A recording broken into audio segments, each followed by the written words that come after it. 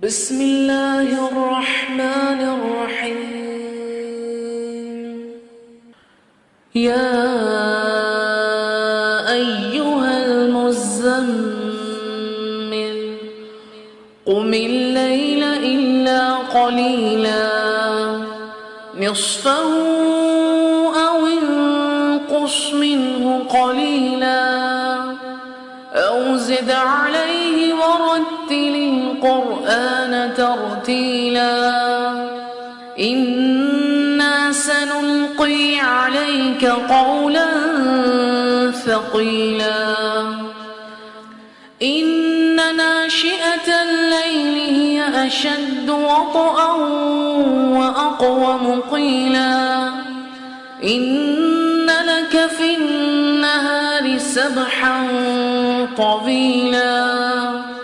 واذكر اسم ربك وتبتل إليه تبتيلا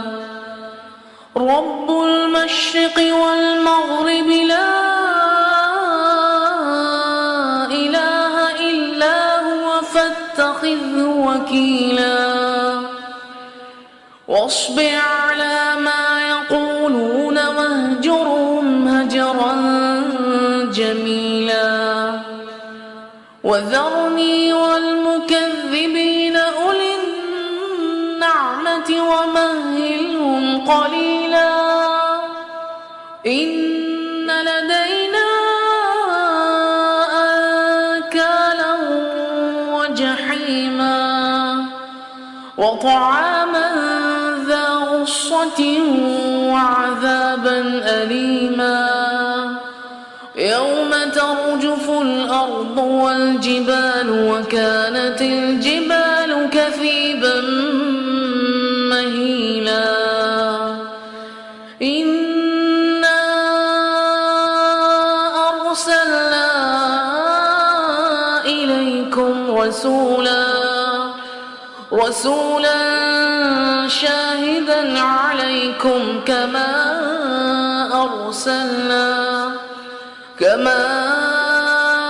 أرسلنا إلى فرعون رسولا فعصى فرعون الرسول فأخذناه أخذا وبيلا فكيف تتقون إن كفرتم يوما يجعل الولدان شيبا السماء منفطر به كان وعده مفعولا إن هذه تذكرة فمن شاء اتخذ إلى ربه سبيلا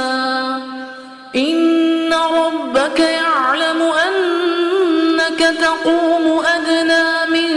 ثلثي الليل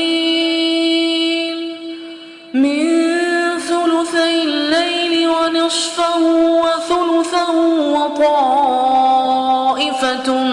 من الذين معك والله يقدر الليل والنهار علم أن لن تحصوه فتاب عليكم فاقرؤوا ما تيسر من القرآن علم أن سيكون منكم مرضى وآخرون يضربون في الأرض يبتغون من فضل الله وآخرون يقاتلون في سبيل الله فاقرؤوا ما تيسر منه وأقيموا الصلاة وآتوا الزكاة وأقرضوا الله قرضا حسنا وما تقدموا لأنفسكم من خير تجدوه عند